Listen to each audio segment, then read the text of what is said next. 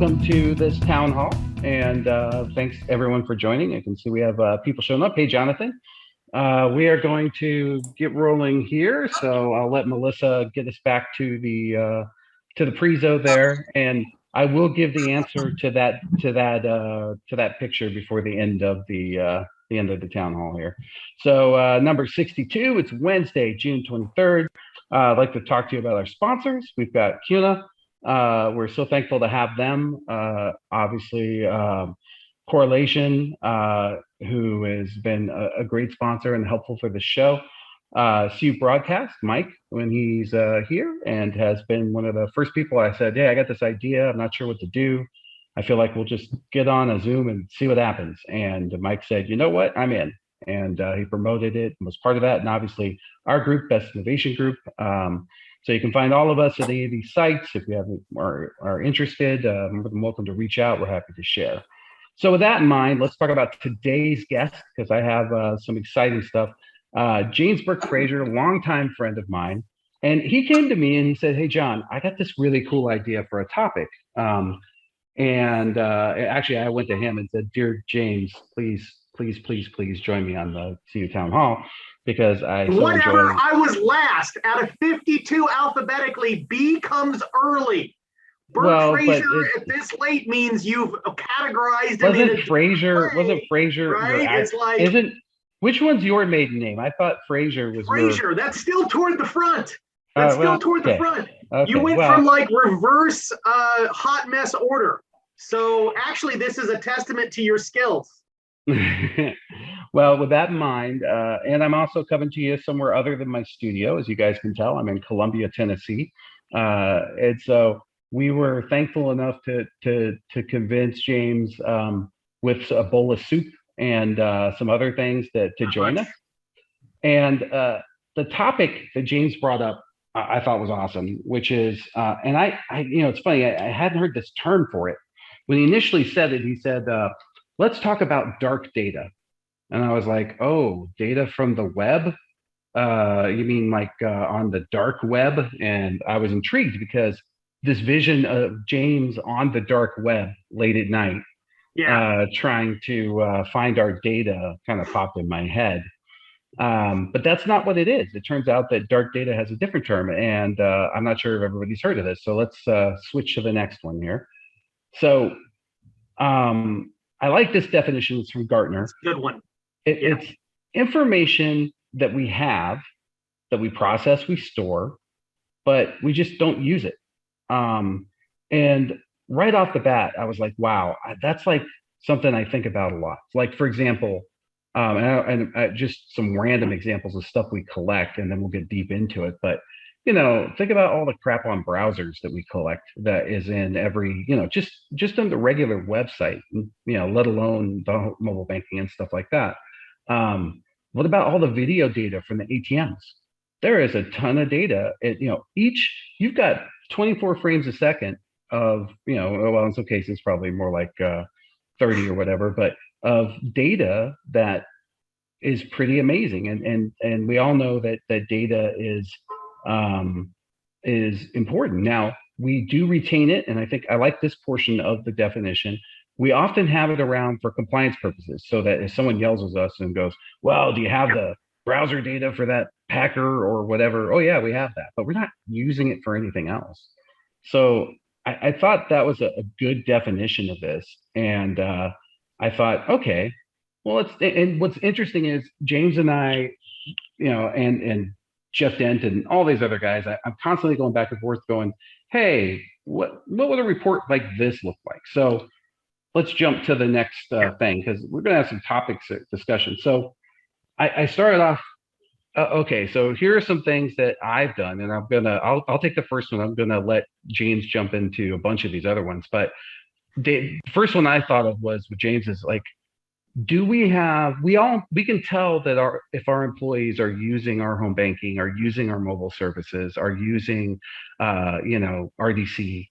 But generally, when I talk to credit unions, I find this is not something that they're reporting back to the board. But it's interesting because when I think of the validity of this data, James, I think about the fact that, you can't sell what you don't use, right? And the staff, particularly the forward-facing staff, are the ones that are really the ones that are, and there's the argument that, well, they're in it every day helping people, but that's not necessarily true of all the services. So what's your thoughts on that, James? I would say, first of all, doctors make horrible patients. That's a really good one, right? And so doctors are not used to being on the other side of the questions, the other side of the effort, the other side of the disappointment, right? The other piece is, I go back to my early credit union years. My first credit union gave us a 0.25 discount if we were an employee, right, on our loans. Mm-hmm. Why wouldn't you want, as a credit union, to give your credit union employees a discount if they were truly engaged in leveraging your credit union?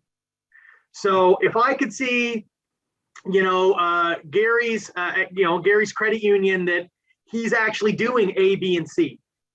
He's doing this stuff, engaging, learning, and becoming a subject matter expert by consumption and support, not just by support, but by support and consumption. That has value, that has impact. And then I'm able to say, well, when I want to get together and talk about how can extend our platform, improve our platform, yes, focus groups with the credit union members are great, but they can also be flaky. On the other hand, if I know Jonathan, with a quick flick of a report, is using direct deposit of checks through the mobile, is using multiple locational branch outside the standard network, man, talk about an easy Zoom call, easy board meeting, boardroom get together to talk about consumption. And I feel like, back to your concept, John, this is laying around stuff. This is table stakes data. You've got to keep track of who uses home banking and mobile just for CYA. Right.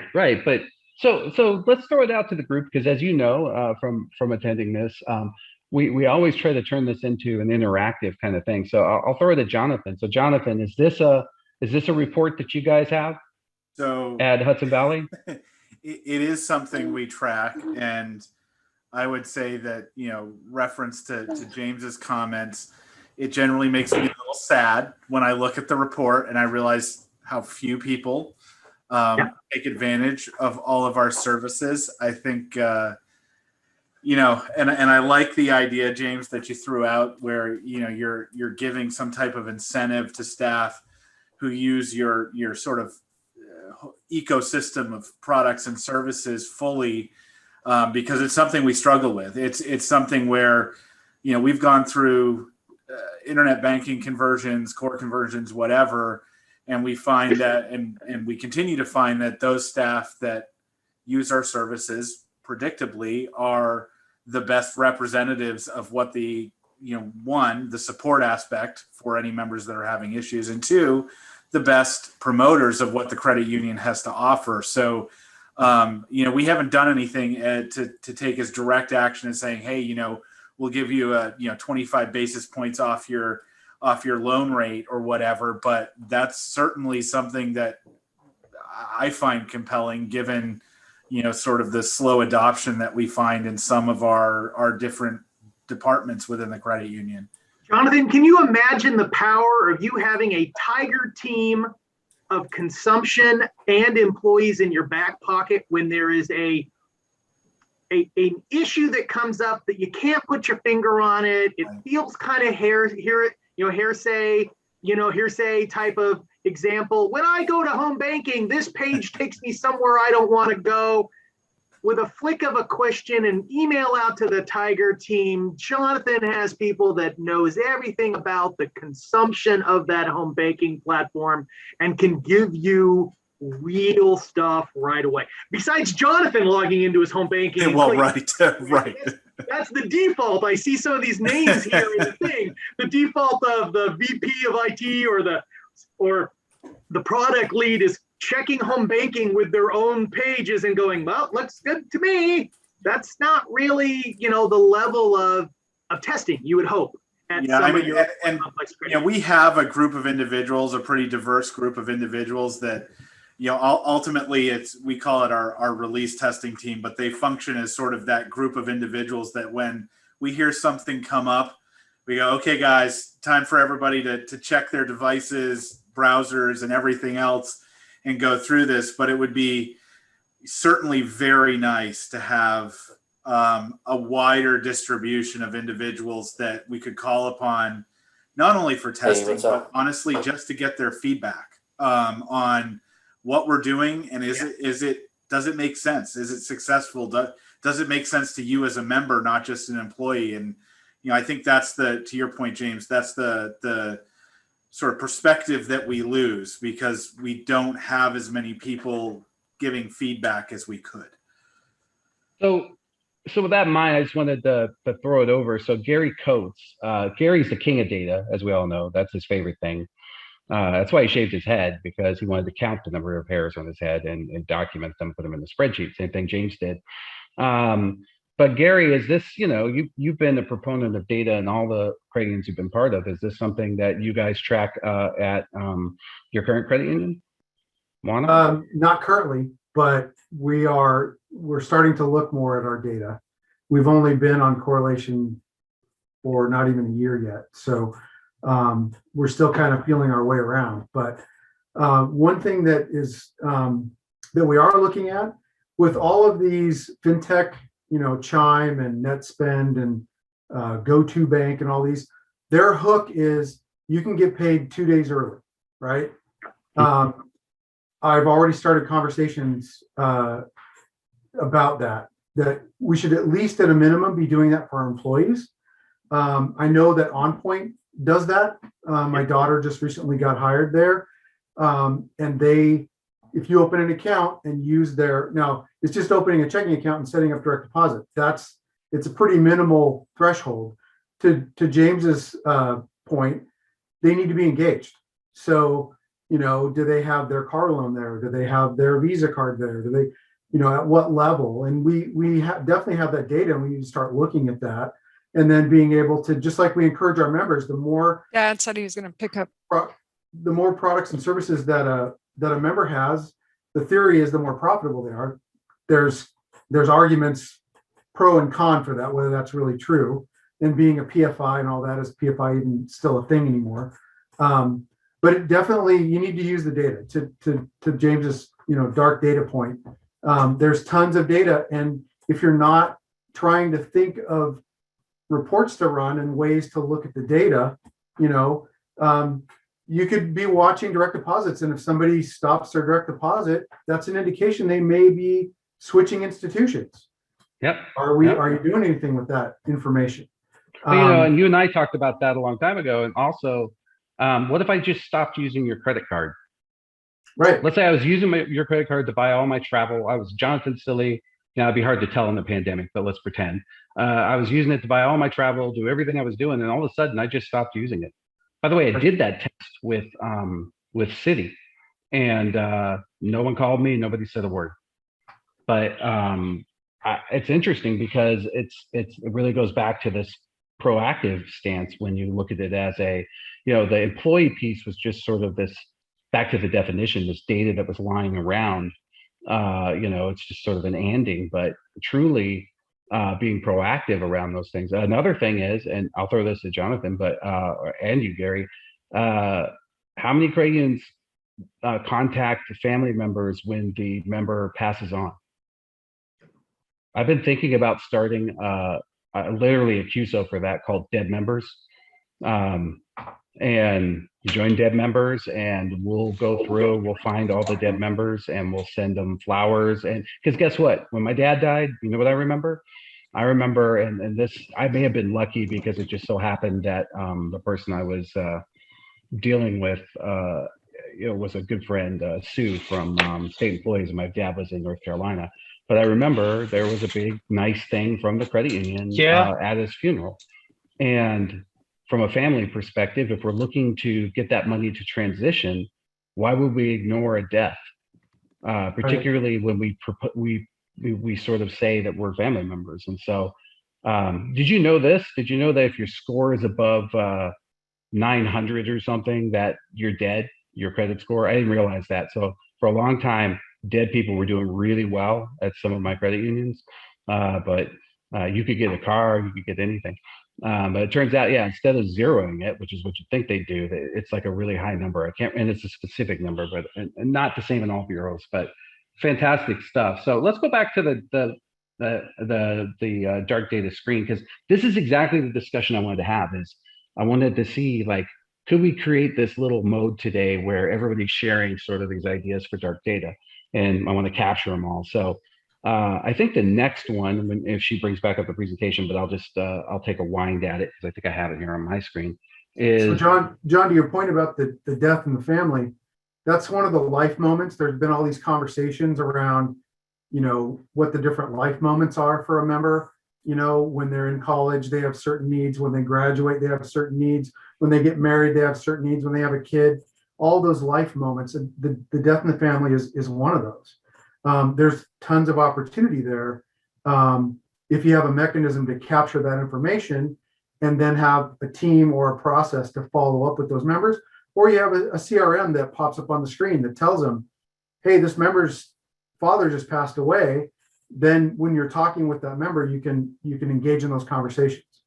Yeah, and to the extent that you can be there and try to sell other services and keep the family, because they may be looking at Chime, they may be looking at these other products. So the one that spurred this conversation with, and Gary, I think you'll find this one interesting. What spurred this conversation between James and I was, we were working, and I have been working on, and we'll be trying to get this out the door in the next few weeks, but I'm working on a definition of how to run a report to see who of your members is participating in crypto exchanges. And to give an example, one of our credit unions, we had Kevin Wright, by the way, is on the call, and he may not be talking today, but he had some of this documented. It's not super high, but it is growing at an exponential rate, which is interesting. So Suncoast is a huge organization, huge credit union. They saw a 10x increase between 2020, fourth quarter of 2020 first quarter of 2020 and first quarter of 2021 as a comparison. Some of that's crypto memes, but then others were pointing out products like Webull, Robinhood. And so, but the thing that was interesting is I had asked, hey, is anybody taking this to ALCO?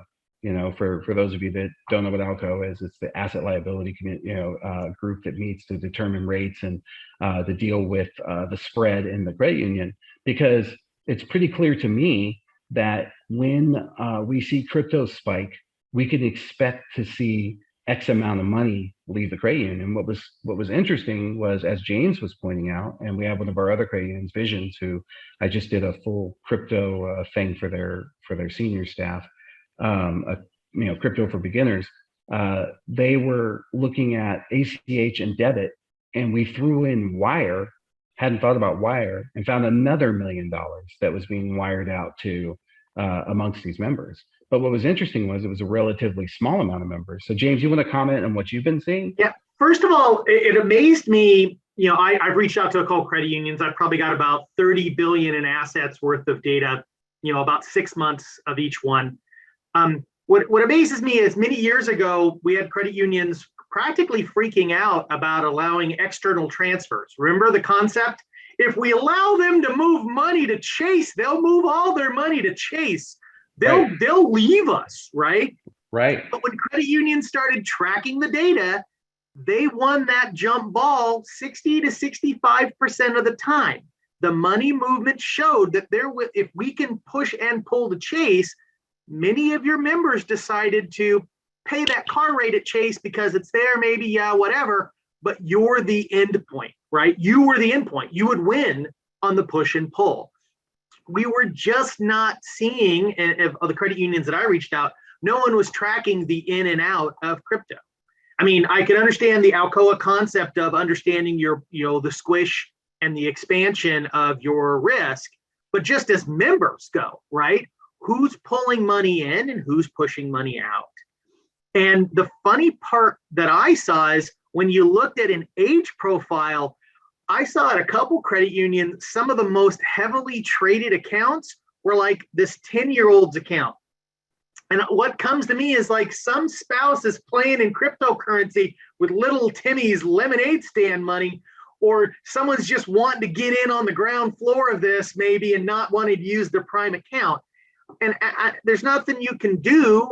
They're using your cards as your cards are created. But think of this. How many credit unions out there give 5% to the most heavily used that month, right? So what you're saying is you're going to pay 5% on somebody who's taking money and moving it to a crypto exchange? That's the behavior you want to reward? So there is some interesting thoughts about tracking, and it's all there. The problem is it's not easily found in your online channels for your network cards because the MVC information is inconsistent at best. They've put them in a generic bucket of everything else and crypto transactions.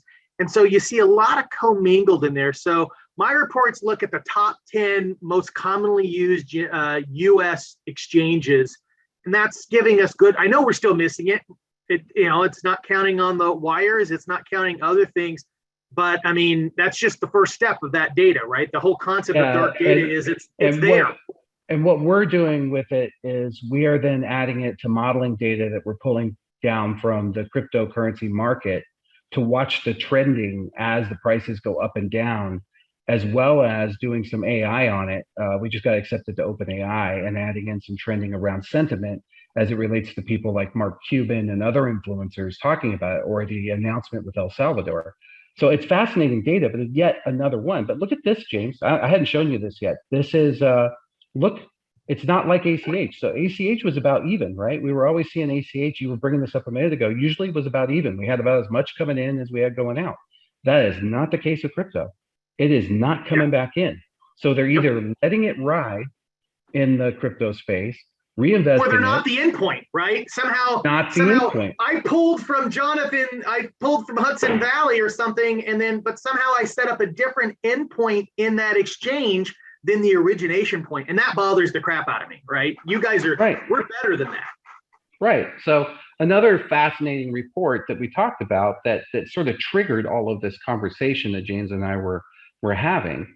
And it's data we have there. It's all in our history. It's all in a place where we can pull it up. But what I was interested in was how it affects ALCO, how it affects some of these other things that it's not, remember that the definition isn't just writing the report, it's acting on the data, the dark web data, and doing something with it. So to me, this is definitely like, it's almost like, we monitor the stock market. We all have to. Why wouldn't we monitor? We're going to have to start monitoring the crypto market because it has an impact on our spread, particularly as we see more things. So another good example, and Kevin had some of this, Kevin Wright again, who's being very awesome and talking on the chat here, but fintechs, various fintechs. What about Acorns? What about, all these various fintechs? So my question was, before we move on to the next one, does anybody have a fintech report of, I know Kevin monitors like Venmo and PayPal and those kinds of things, but what about these other subsidiary fintechs like SoFi, the lending piece? I'd be interested. I just think there's a whole ecosystem that's growing out there that is death by a thousand cuts. It's slowly pulling money out. We used to just worry about remember all the hubbub, James, about the Target red card? Yep. Oh my God. Target's getting into banking. It's all gonna die. They're taking like $500 at a time. These guys are shipping out $10,000 to crypto. Yeah. I mean, it's a drop in the bucket compared to what's, the other thing. And it's a fascinating conversation. But again, that dark data concept, that idea that there's data lying around. So let's move on to the next one, because I thought the next one was interesting, and I'll let you take this one. You were talking about like telecom and data failures, and I found that fascinating. Well, I mean, most credit unions, by the compliance comment that you had, that we for CYA we hold a lot of data, and so when you look at mobile connections and home banking connections or even telecom connections, We track our failures for escalation to yell at our vendors. I mean, don't get me wrong. I mean, that's just, again, table stakes. I got to have this report so I can yell at my internet service provider because they promised me X and I'm getting Y. But are we looking at that information from the concept of geolocational connections and failures? Are we looking at the concept of what is our increased failure rate when vendor upstream from us moves from location A and location B? You're still here, but your vendor, due to their business resumption disaster recovery plan, shifts from A to B. Are we consuming that? Your members didn't lose necessarily service, but they did lose experience, right? They may have added milliseconds or delays, or again, back to the browser information. What are we missing out? Because we as organizations rely on a lot of people to create the proper connections to allow certain things that are very important to us to be successful. And so that information's there, so when we have an outage, we can trot it out to the powers that be to explain what we're going to do different. That's standard. What are we, if anything, are we consuming that information ongoing to learn about our partnerships, to make better choices in our partnerships moving forward? Yeah, like what are the intros? What's interesting is not the exact same thing, but this was a concept that came up. We were in the Innovation Club. We did a study, and we hired a third-party company. We purposely hired a company that did machine learning that had no idea about gradients, nothing. We wanted somebody who's just never seen it, no clue. These guys were all military guys. They mostly were working on, tracking what would happen if gas was released into the atmosphere and how it would permeate. But they had these incredible skills around R and some of the big languages, James. And so the question we tried to ask of the group, the thesis was this: how do you tell whether a member is going to use home banking or is going to be a digital member or more of a physical member? How do we determine that overall? And I get there's shades of gray. I get there are people who use both, but the idea was, how do we very early on establish, and then the purpose of that was that way we could redirect funds from the budget appropriately.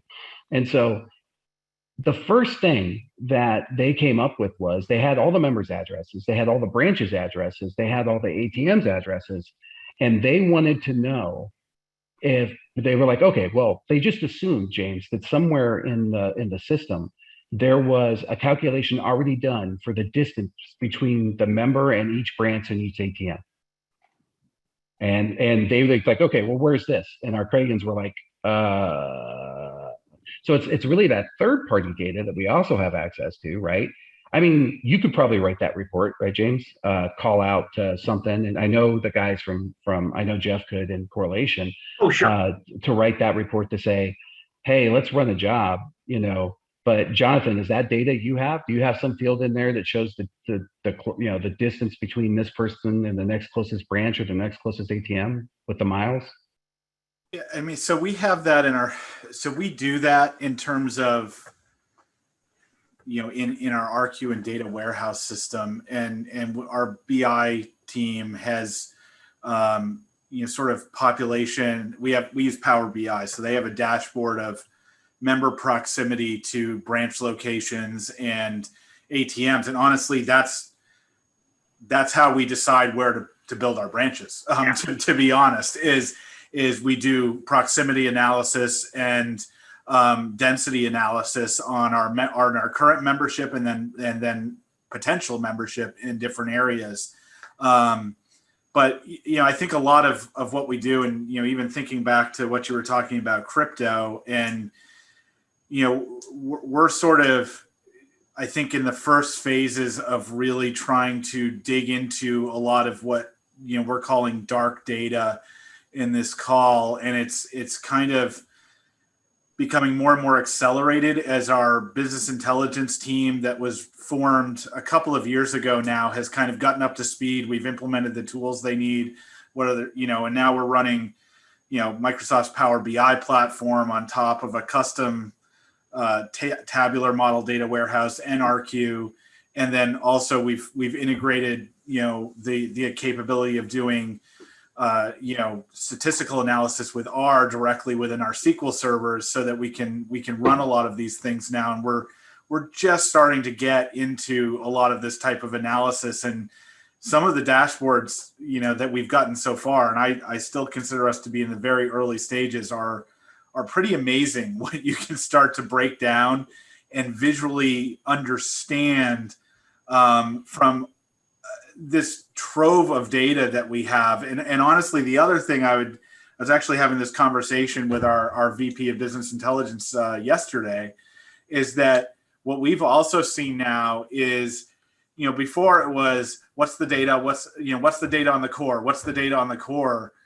We're starting to see a transition away from the core data being the most valuable to all of these other third-party data sources that we're collecting. We're collecting more data now from third-party data sources than we're collecting from our core.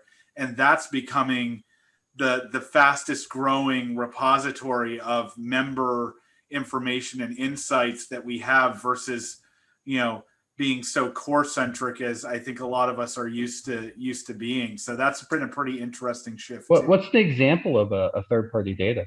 So, we're taking third-party data feeds from, our digital banking providers, but also all of our third-party loan origination systems, our third-party automated marketing platforms. We use some Harlan Clark services. So like IP addresses of exactly. people. We're taking all of that data, location data, and we're aggregating it now with the data from the core, and it's starting to be able to provide a lot more holistic insight into member behavior and what they're really doing. And the whole crypto thing is really interesting. We're starting to get into that. And one of the things we've started to do is, like you were saying, is really try and drill down into where's the money going. And, we're watching Coinbase transactions now. We're watching Gemini transactions.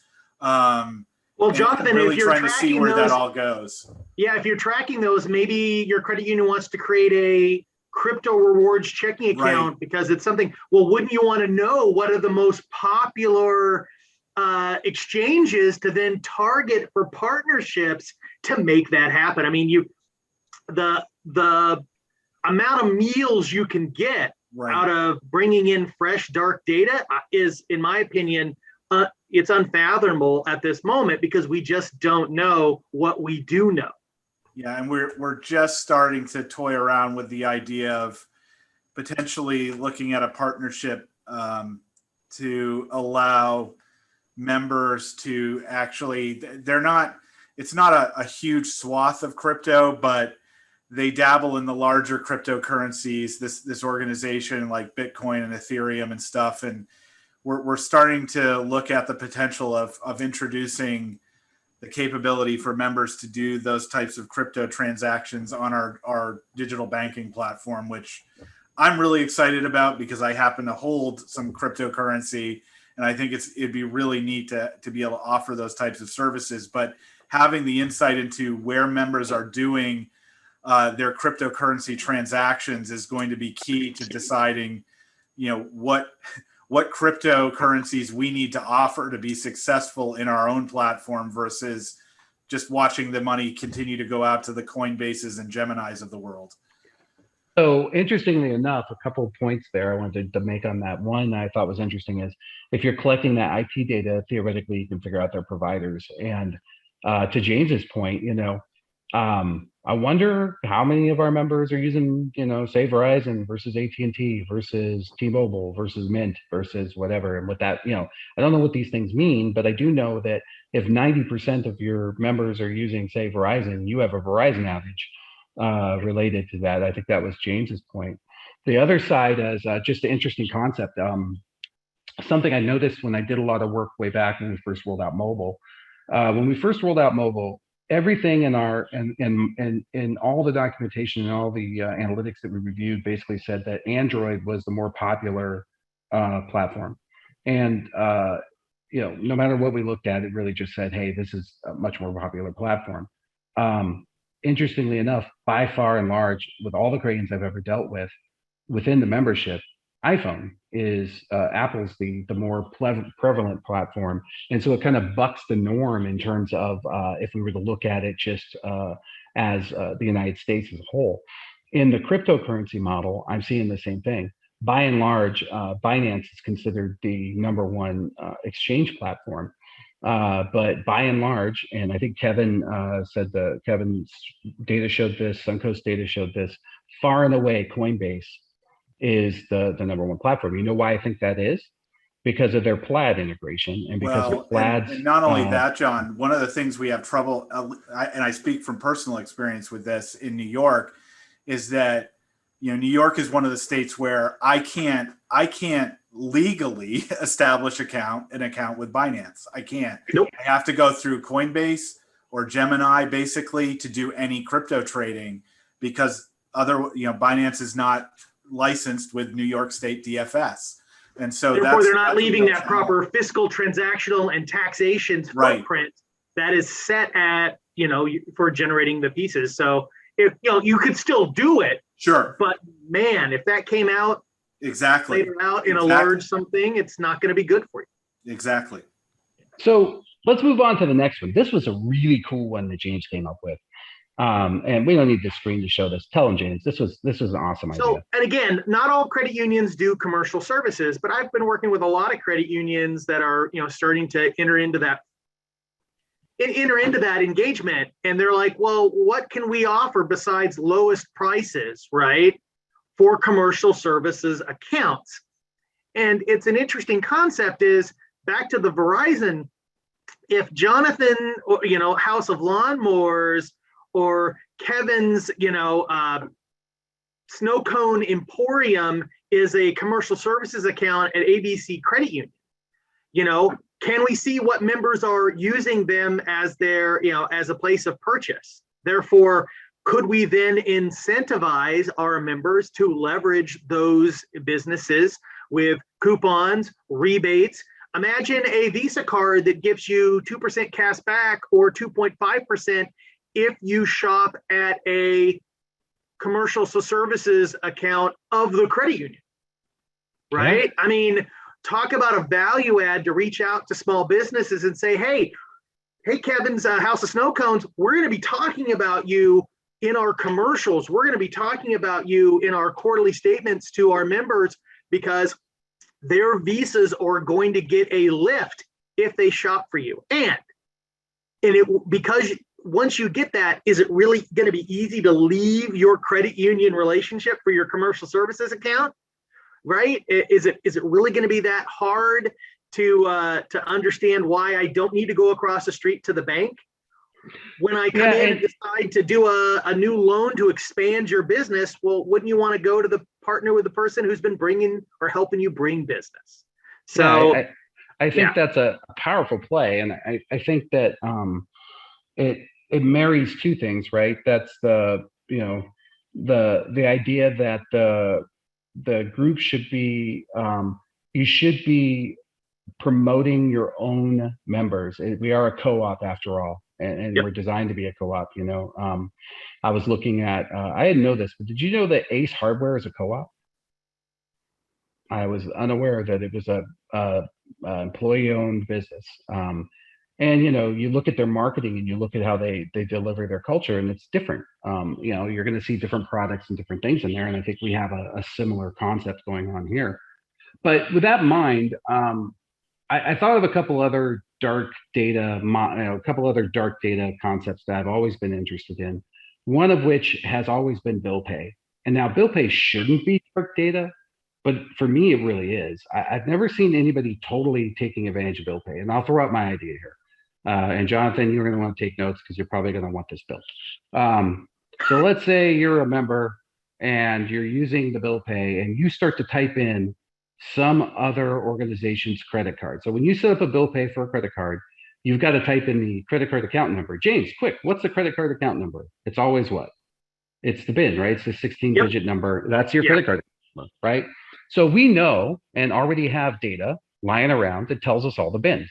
So before they get through the first 3 digits of it, we would know whether it's our credit card or someone else's, right? Yeah. So why are we even letting them put that in? before we market to them? Why are we even getting that far? But let's let that aside. That's one of my little things I've always wanted to build out, which was this idea that as you put in credit cards in the bill pay, it would just go, nope, you could, why don't we fix this for you? We'll make it easy to pay. Here's your Hudson Valley credit card. But that aside, bill pay is just such a treasure trove of data that, but I think it gets used for some things, but I don't think it gets used at the level it could. Like, for example, to my way of thinking, bill pay is an example of a person's willingness to pay that could transcend, say, a credit report. Like, for example, Jonathan might be what we call a yellow, right? A 640 or something, that is hard to discern as to whether or not he's a credit risk, because it's just, the pandemic, evictions, bans, all the things that go with that. But yet I have a record of him paying his credit card in the bill pay platform on time, on a very regular basis from ours. Now, shouldn't that count for something? And I don't think it would be hard to put past the regulators, but so bill pay was an example of dark data that I've always been very interested in.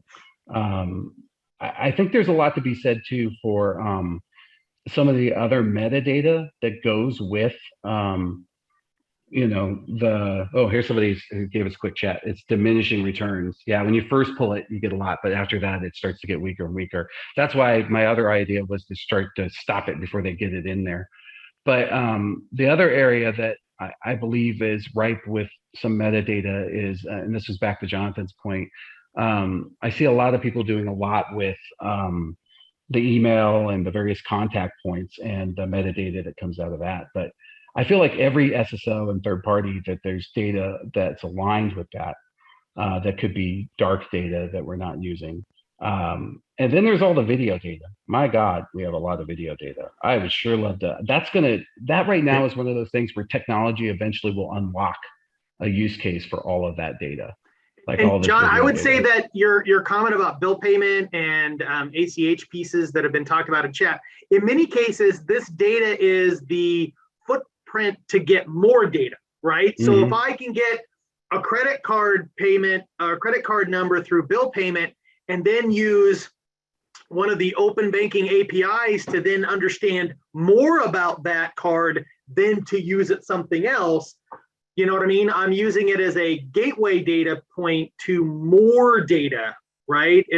There are certain things that once I get A, I can get all this other stuff, but I had to find A first. And so it could lead to other opportunities by just that small snippet of A. Yeah. So let's do this. I want to open it up. Who else has dark data? And if you're already doing this, it's even all the better. If you can tell us, hey, we found some dark data and it's making this big difference. So I'd love to hear from anybody who wants to either put it in the chat or speak up. We'll pin you, and we want to hear what kind of data that you found that's dark data that's valuable. John, I put it in the chat, but we had identified after Fred Meyer's, which is the Kroger's in the Portland area. We know that our members shop there. Above all other, based on the top merchants report, we know that that's the top merchant for the top grocery store. Okay. Correct. So we know members use them more than any other store. And they had recently, this was before the pandemic, a couple years ago, they just started charging like 25-cent fee for cash advance, basically, when you could take money out up to $60 or whatever when you're getting your groceries. And I know that was an issue because my wife would do that all the time, and she was pissed. And that just 25 cents, the inconvenience of having to go somewhere else to get that cash, just really made her mad. Mm-hmm. But not enough to not shop at Fred Meyer's anymore because it's the closest, and we have the rewards card. That outweighed the other, yeah. Correct, because we get discount on our gas and all that. So, what it spurred was the idea: let's look at those members that we know shop at Fred Meyer's, and if they are taking cash out, let's proactively reach out to them and say, hey, we know that Fred Meyer's is starting to charge for taking cash out when you get your groceries.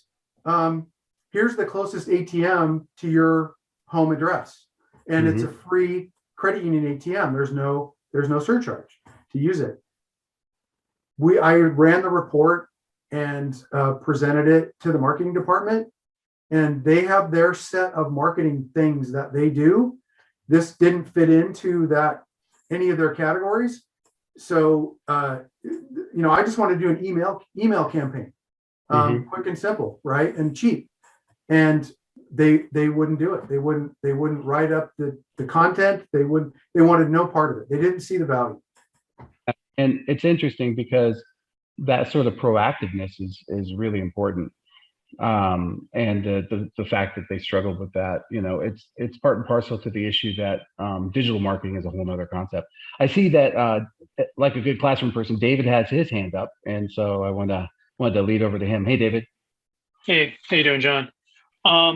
Just to double back on that story about cards, that was back in my days working at a Jack Henry bank, navigating through all the data that we had in the card system was a tedious process. And me as a marketer going in there, just banging away night after night, seeing what data was there. We were building out a product set, and the product set was defined by what we could find inside what was previously dark. So it went from being dark to discovered, and we needed to know how many people were doing that cash back and not using ATMs, because we needed to build a pro forma model for a new product type that was, we were going to be not charging for use of getting cash with a particular type of account. And so we needed to be able to show the loss that we were going to incur, or the cost that we were willing to eat, versus the revenue we were going to generate from the account. And without having any of that data, we would not have been able to build a pro forma to get approval by our CFO. And I put in the chat, the job of the marketing department is to follow up on that communication. That's their job. That's what they're supposed to do. And the fact that they said no, to me, that's just poor form. Again, as a marketer, that just makes me feel bad and just makes me angry. But the dark data story that I wanted to share was, we found that there was a database hidden away where email addresses were kept for wire approvals. And in going through there, we found that people could put in a blank for that email address. So they weren't following procedures. And the procedure was, you had to have however many, depending on the agreement and the size of the wires, part of it was email routing and call routing. And there were banks that were, there were clients who were putting in blanks. And so I had to basically create a report that was being pushed out daily. We made it automated so that the commercial bankers and the cash management team could start making phone calls and saying, if you continue this behavior, we're going to cut off your ability to do wires. And it was a hack that customers had figured out on their own, because people were finding these emails annoying. And that's for everybody's protection, and was contract breaking. And that just, the amount of data that's there in these core systems is insane. And so what's cool is it goes from dark to not dark. And I bet you nobody has a metric for that. And I often wondered, well, how do you build a metric? Because you can't quantify what's dark. Yeah, you don't know what you don't know. Yeah, exactly. Well, and David, to add to that, the more light you shine on it, the more accountability your data governance should be. But you didn't have that data in data governance because you didn't know, right? Exactly. So that does create a new cycle of expectation and accountability. The more light you shine on the dark, the wider and broader your data governance is now covered. And so that, there's a lot of benefit for uncovering the dark, but there is weight and there is cost associated with that if you're going to keep everything within your own data governance parameters. Yeah. And it's good. No, I was just going to say, and what's funny about all this is decades ago, people on the audit side, they weren't looking there. And, for today's audit teams, how many are really skilled at going into the core and writing SQL code or whatever raw data language you had to get into to see what you could be doing to make your process better, but also tighter, because you're seeing, oh, there's this other information that I could be doing. And I've never met an auditor who felt they had the time to do that. It was just business as usual. I have to get this report out. I have to get this report out. And it covers all aspects of the bank, whether it's risk, whether it's audit. I used to tackle it from marketing BSA as well. There's a lot of stuff AML that they have to be doing, and it just covers everybody. And even the finance guys have a ton of dark data, and we're not looking. Yeah, That's why this session is awesome today, by the way. Yeah, I agree. We're just not looking at what's out there. And Kevin Wright just pointed out some really cool stuff with credit cards, similar to what you were talking about.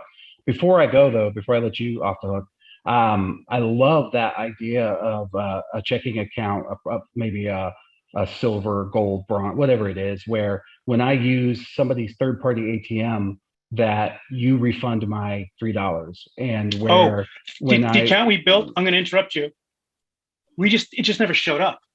We didn't charge it and then give it back to you. Even better. No, operations implemented it wrong because they never kept the rolling total. And you never saw it in your transaction to reinforce the behavior. You know the value you're getting. You should know the value you're getting. You should know, like, it's like if you give somebody something for free, you always want to send them a bill with a zero so they know what they got. Exactly. Yeah. I mean, it just never showed up. And I could never convince operations that they did it wrong. Because, I mean, it's like commercial lenders who just wipe away the fees because they want to, get a deal. They're refunding. And then they don't realize that the client doesn't even realize they're getting a benefit until they go, until they leave and go somewhere else and go, oh, I didn't have to pay fees. It does, Yeah, they don't have that sentiment around it. And that sentiment's really important. And, so to get to your point with Gary, hey, Gary, had you, maybe gone a different direction, not that I'm second guessing you, but, based on David's piece here, had you gone a different direction and maybe went and said, hey, I'm going to go, if I did some research and if we refunded everybody's 25 cents that this happens to every month, it would cost us about $3,000. But I can, but at the same time, the member loyalty, the net promoter, whatever it is you're using as that model would skyrocket. It would be a big deal, particularly if you put in, refund charge, courtesy refund charge or something like that. That what's even better than sending them an email is being proactive and doing something. But that's even harder, in some ways. That's a bigger hill to climb, but I'm sure your wife would have been like, now we're talking, that's how you solve the problem. Because, giving her another place to go, in my mind, probably wasn't, I know her, I know Abby. I don't think that would be her number one choice, but it was the only one we had at the time. Right. I want to read out. I knew she was onto something, and I knew that if she was mad, I knew our other members were. Well, I've always said that if one person calls, there's another 100 behind them that didn't, and you have to sort of assume that in digital. James, I know Kevin can't talk, but he's given some really good stuff here. Do you mind summarizing that for everyone, and we'll call it? Yeah. I mean, again, coming back to card information, these three are impactful. So especially members who pay via ACH or another credit card, right? So if I'm using a non-typical channel, or at least a non-transactional typical channel, to pay off my Chase credit card, well, I can back into a lot of information about that Chase credit card and create a valid counter proposal to steal that card. Why talk about, if John's the target, why talk about stuff that John ain't got? Well, you don't know what John doesn't have or what John has outside your credit union, but you do know John has a card at Chase. So we should be talking about how to get John out of that card at Chase and into that card at my credit union. And then, the other one I really like is the how much money they are leaving on the table related to rewards cards, right? Rewards cards are so common now. I mean, it's hard to shout loud enough with your rewards card to make it stand out. And so it sounds like Kevin and the team at the credit union are doing some much better data analysis of not only is the card rewards process profitable and reasonable, but reaching out and making sure who is actually not getting the value out of those. Let's re-engage them back to being proactive and saying, hey, you're leaving money on the table. Let's do this, that, and the other. And then that member would say, God, my rewards program is far more engaged with me than some fancy actor on the TV screen yelling about how much his cash back is. I completely agree.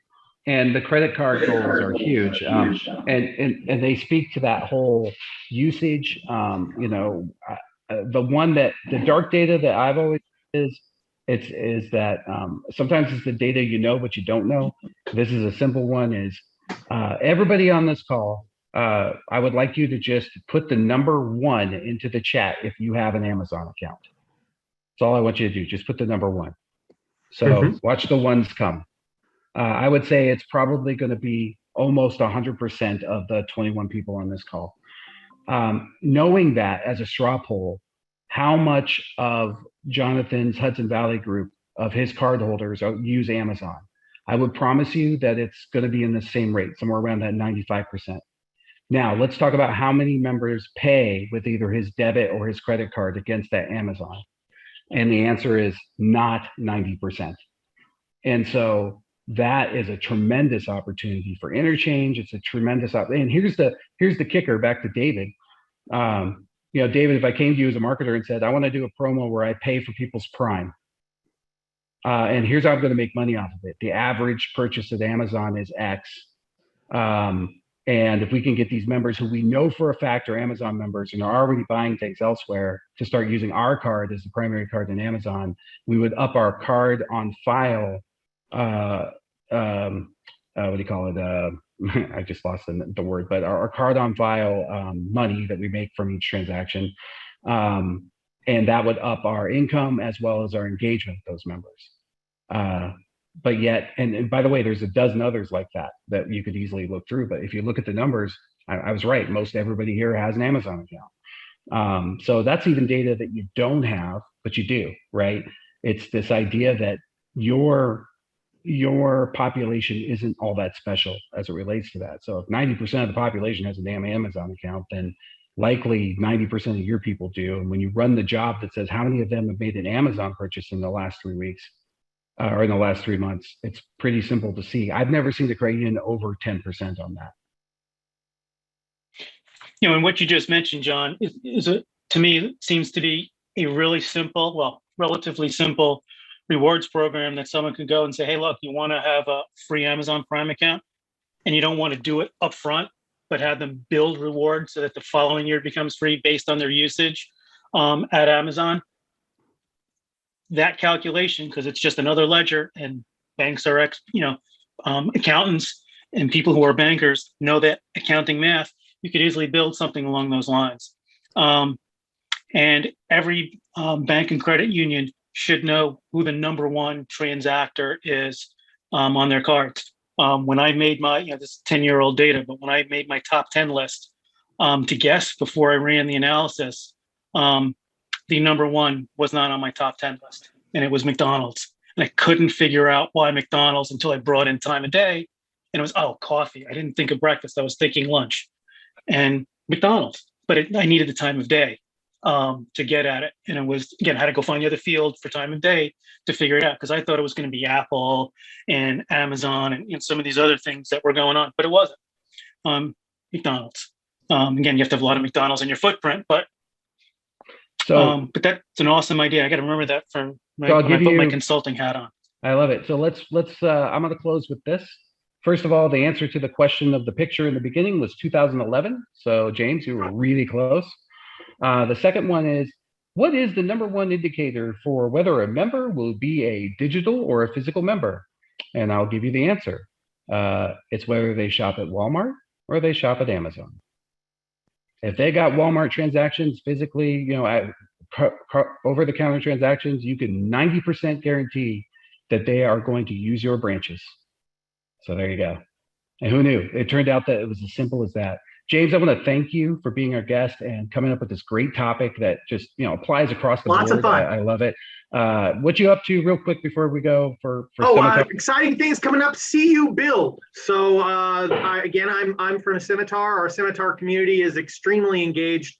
Grassroots. Sometimes as a company, we spend our times chasing them. They have come up with some amazingly fun ideas. We're doing a virtual build-a-thon. Go out to take a look at cubuild.org.